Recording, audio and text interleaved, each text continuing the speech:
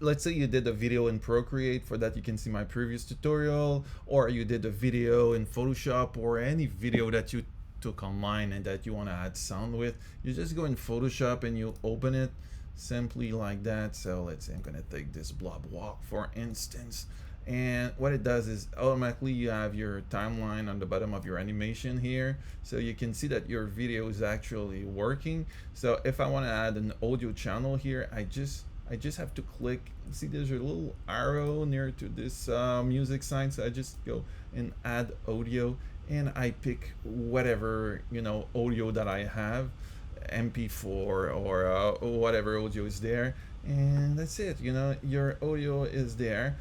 Only thing is, in terms of edition, I'm slightly limited. I don't see my wave, and I cannot play with filter, but I can certainly do something. Like for instance, if my sound's too long, I can go at the end here, I can go on my scissor and cut it, and then I will just click somewhere else to deselect it. I click here, I can delete it, and my timeline will be auto adjusted to the length of what's actually there. So timeline management is pretty easy.